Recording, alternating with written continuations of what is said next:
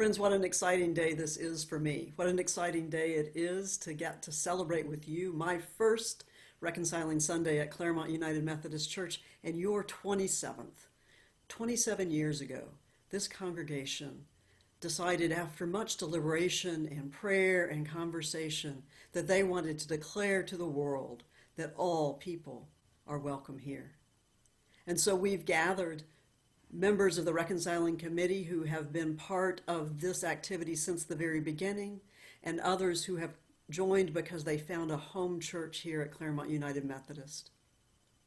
We also celebrate with those who have had their weddings celebrated as part of Claremont United Methodist Church. This is a story of love. This is a story of God's love for all people, and it's the story of a community of faith's love and welcome for all people as well. So why don't we get started with some of our Claremont United Methodist Church members who were there at the very beginning of this conversation. And so Howie, I'd love to hear from you. Why was it important 27 years ago for this congregation to become a reconciling congregation? What did that mean to you? It really meant everything to me. Back in 1968, when I became partners with Bill, he came from a Christian family, I came from a Christian family, and we knew that that was the right thing to do, is to go to church as a family. And from 1968, we did a lot of church hopping, just going from one church to another, checking them out, investigating, see what their belief was on gay people. And it wasn't until 1993 when I came in contact with Bishop Melvin Wheatley, who was attending a PFLAG group. And he said, "Have you tried the United Methodist Church in Claremont?" And I said, "No." And at the time we were living in Pomona. And so we visited one Sunday since 86.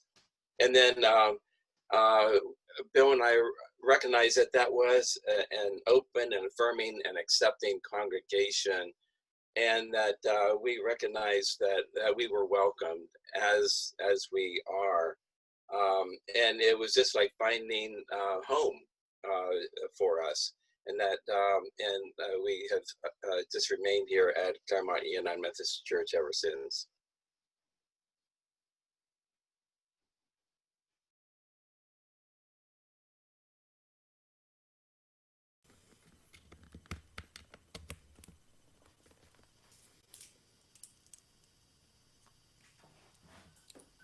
So this will be a part that Jared edits out because my computer was dying. Well, thank you, Howie. That's inspiring to hear. And I wonder if we can jump fast forward to the future. What does it mean to you 27 years later to be part of this congregation?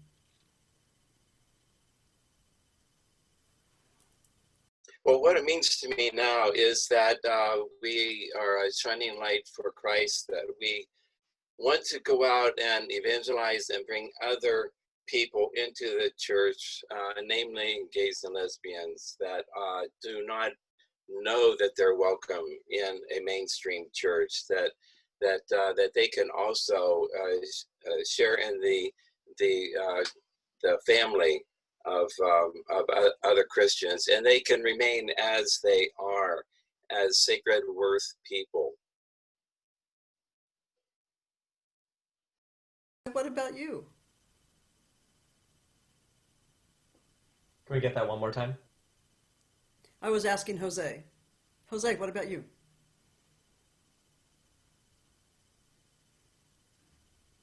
Is it okay if I don't speak? Fine. It's fine. Well, thank you again, Howie. And so now I know Carolyn and Terry Givens were part of the movement to become a reconciling congregation, always considered amazing allies. Tell us what it was like to have this conversation with the congregation.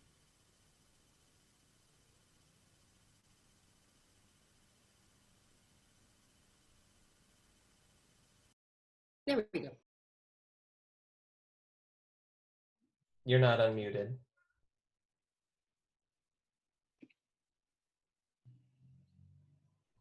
No. Okay, go.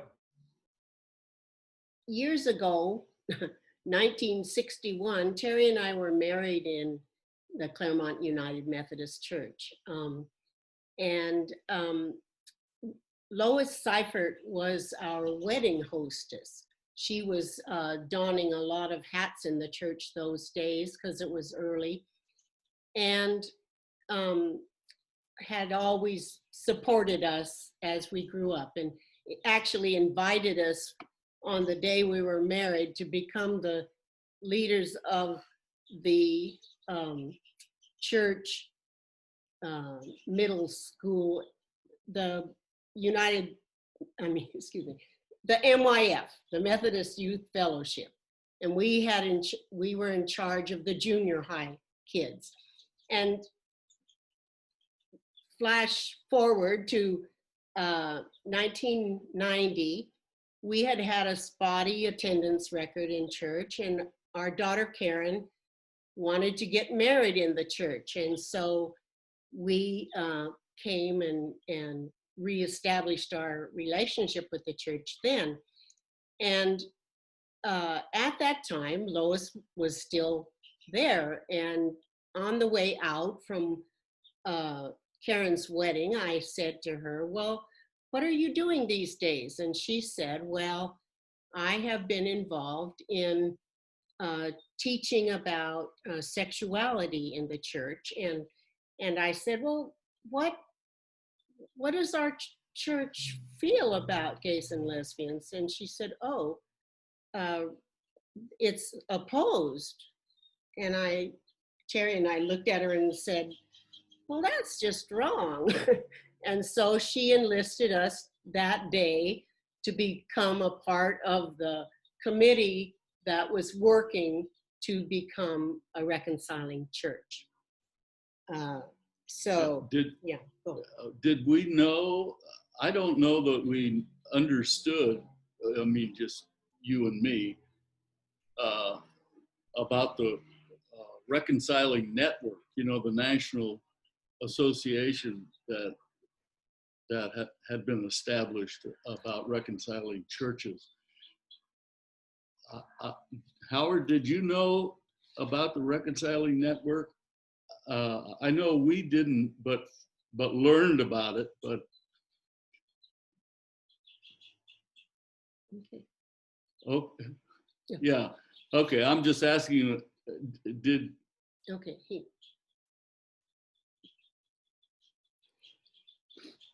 All people, and we did encourage Claremont United Methodist Church to begin studies, as Carolyn was just pointing out.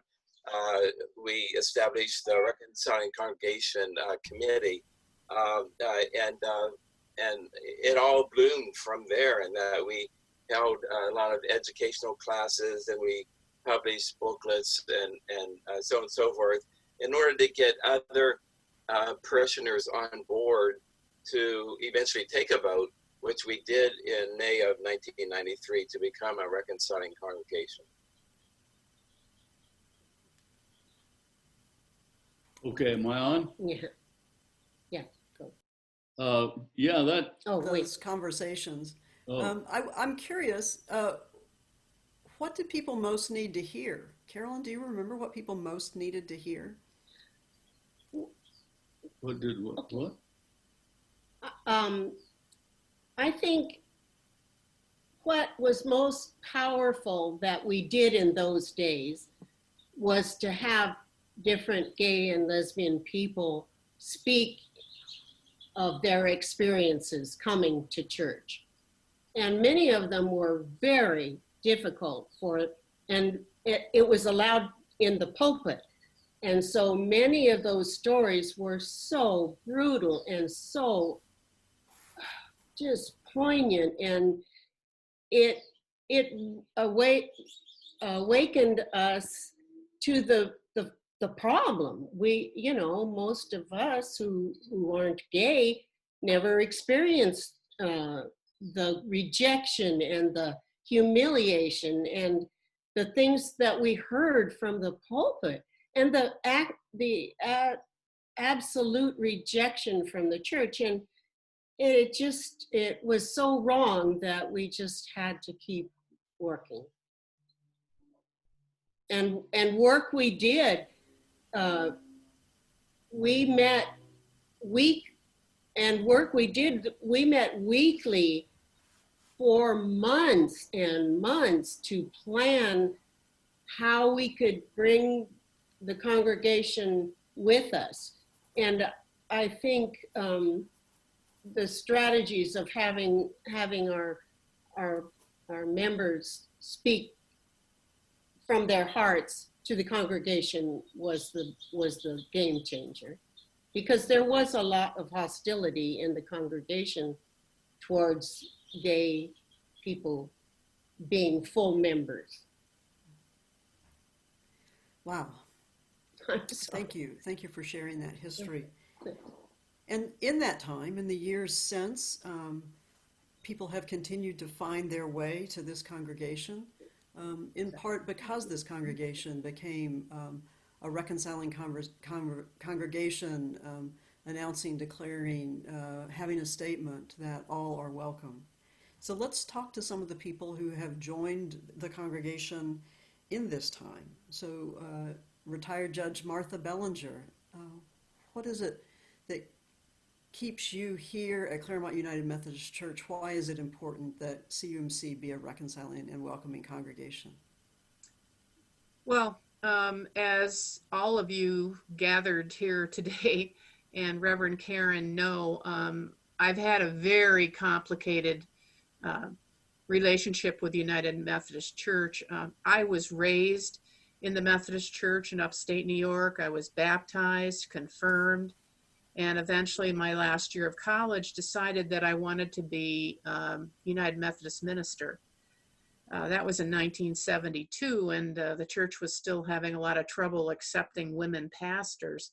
And I had no understanding at that time that I was a lesbian. So I went off to seminary, and then, interesting was the year I started Princeton. 1972 was the year that the Book of Discipline was changed to indicate that homosexuality was incompatible with Christian faith and teaching, and that we should not have gay or lesbian pastors. I hadn't really even thought about that as I went into seminary, because I didn't know then that I was a lesbian. Well, lo and behold, the Lord has led me down a very interesting path, and I fell in love with my first partner at seminary. I did go ahead and I was ordained in 1974, and I went on into the pastoral ministry in upstate New York, and I just couldn't stand my own hypocrisy and my own feeling of getting up there and not being who I really knew I was. And integrity and honesty to me is everything, and integrity and honesty through the strength and help of Jesus is everything in my life. I am very fortunate in that I never, ever had the feeling that God did not love me.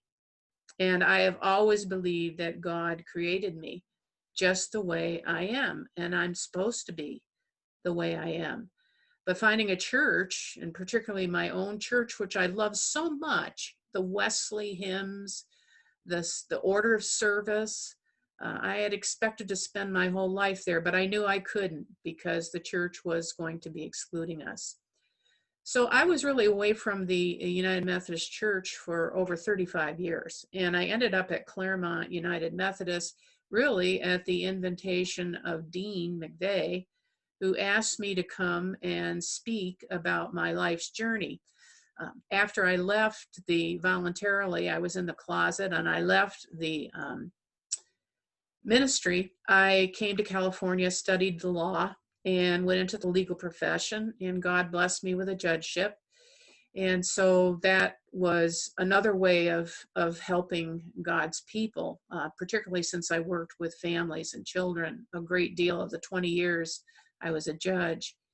But I wanted a church home. And like Howie, my current partner and I were of 36 years, Pam. We went around trying to find different places that we would be comfortable. And one thing that I always realized was that in many of these churches, you could walk in and sit down and leave and nobody would even say anything to you, and it wasn't because I don't even think that they could tell whether my partner and I were gay or lesbian but there just was not any friendliness. So Dean asked me to come and give a seminar and talk about my experiences. And then very shortly thereafter, after sitting in Claremont United Methodist Church, I realized that this was a church that really taught the meaning of Jesus' love and acceptance of everybody, and that I was very welcome there. I did not have one experience during that time of anything other than, oh, we're glad you're here. We love you and we're glad you're here. And it's everything to me that a Methodist church should be. And I feel that the greater denomination is losing out when they don't become a reconciling church, because they deprive themselves of so much talent. And also the one thing that we have to offer the world that a lot of other groups cannot is complete and total honesty. Because when we come and say, I'm lesbian, I'm gay, I'm transsexual, and we are able to proclaim that, we are being honest and hopefully making the church that we belong to honest and saying, we accept all people. So I consider this Claremont United Methodist Church to be very unique in its overwhelming love and care for its gay and lesbian people. And I just wish that the larger denomination could get to that point, but to me, it doesn't really matter at this juncture. As long as Claremont United Methodist Church remains the way it is, I will remain there in the pew.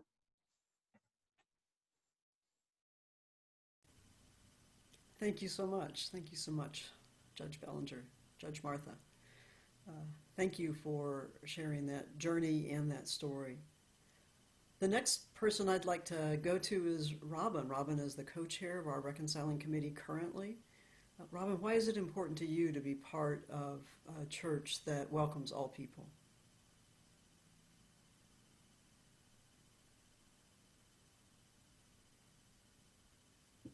Robin, you need to unmute your microphone. Okay.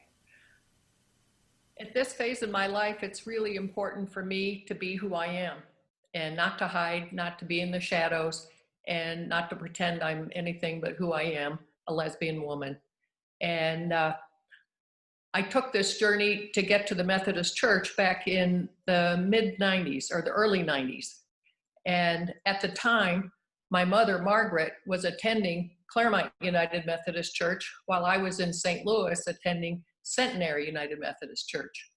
And we both had similar stories. Both of our churches were going through a process of becoming reconciling around the same time. And this brought me closer to my mom because I had not too long before that come out to her. And so I think she had grappled with it and she had come to understand it and totally accept me and love me for who I am. And I was on a committee at my church and we had lots of meetings and focus groups and talks, and I was like the representative lesbian at the time. It was a smaller congregation. Anyway, so we both had really a closeness in our church dealings around the whole issue of becoming reconciling. And when 5 years ago I made a decision to move back to California where I came from, one of the prime reasons I came to Claremont was because of Claremont United Methodist Church, being open, being welcoming. There's so many churches out there that have a big welcome sign, But once you get in, there's really a bunch of exceptions to the welcoming. Not at Claremont United Methodist Church. It's a great place. I will continue going there until I stop going to church. And it just brings me great joy to be with this church family.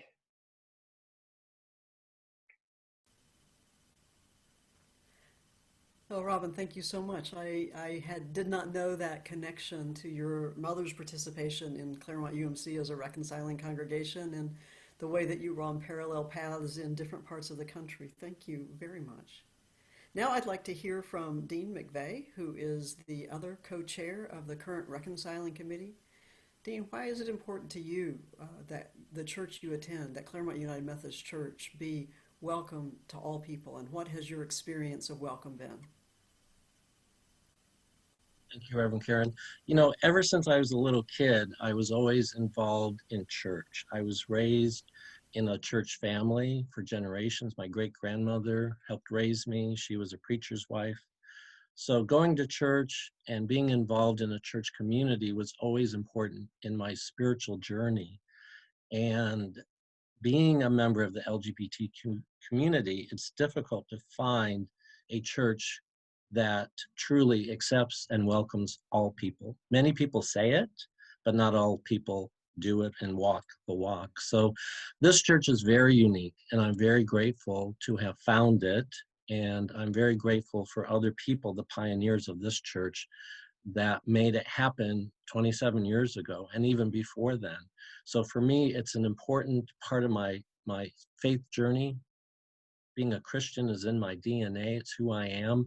And being a member of this community of saints at the Claremont United Methodist Church helps feed my spirituality and keeps me on that path. So I'm very grateful for all that have made this happen today. Thank you, Dean. Thank you for being one of the first to welcome me when I got to attend the Reconciling Sunday last year before I had become your pastor. Thank you and Robin for your leadership of this amazing group that keeps the needs and worth and value of all people in the forefront in the congregation. Next, I'd like to hear from Michael. Michael and Cameron were married in the church. This is another way that this church has become more and more courageous to extend all the benefits of any part of participation in the church to all people. So, Michael, why don't you share a little bit about why it's important to you that Claremont is welcoming of all people, and also tell us about that special day.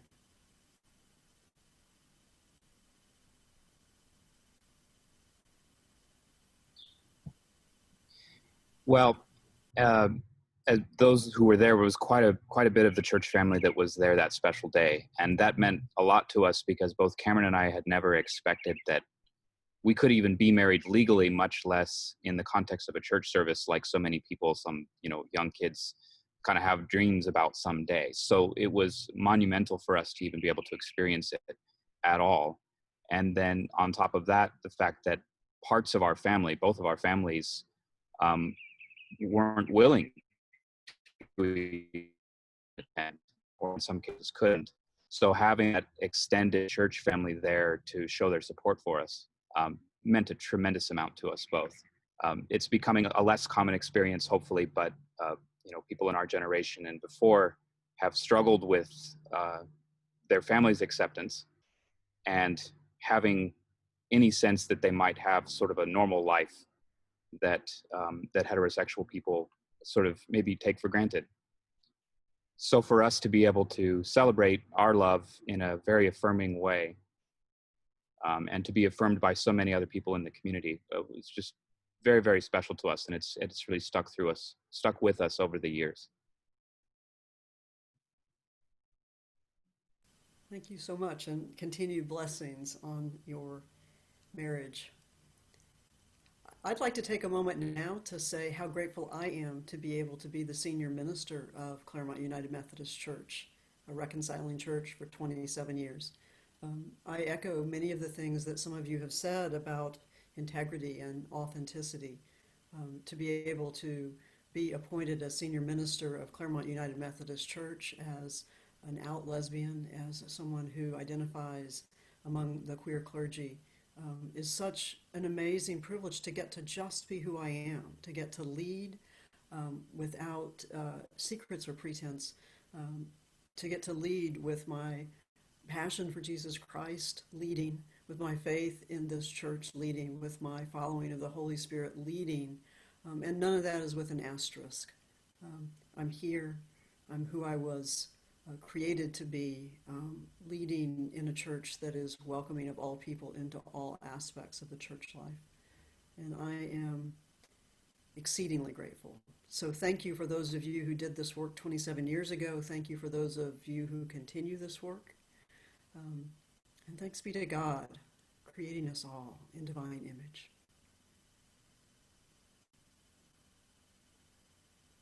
Anyone want to add anything? You'll need to maybe unmute us all, Jared, and see if anybody else has anything they want to say.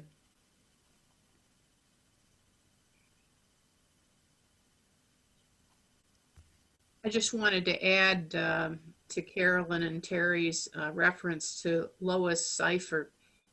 I knew about Claremont United Methodist Church for a long time, and I knew Lois Seifert. I met her in PFLAG, Parents and Friends of Lesbians and Gays, and she tried very hard to get me back in 1991 to come to Claremont United Methodist Church, and I opted instead to go to the United Church of Christ, which I knew did accept gay clergy and didn't have as much of a problem. But again, there's something about, and I think Reverend Karen, you understand this, there's something about being a Methodist and our wonderful tradition of Wesleyan social justice. And I think this is what has been so disturbing about our denomination, is that we know that that John Wesley wanted us to be reaching out to the dispossessed and the poor and the needy and the people that had been outcast, and that it's been difficult for our church to do that as a denomination is sad. But it is good to see the movement of some churches, and not the least our own, to begin to do this. And things don't happen overnight, and it takes a while for some people to accept other people. So I wait patiently, and if, again, the denomination never changes its stance, I think it will.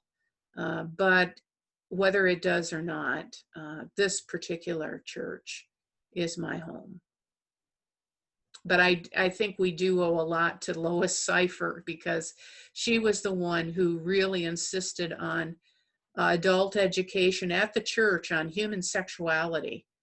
And I remember attending her funeral when she died a few years later at Claremont United Methodist Church, and that place was just packed.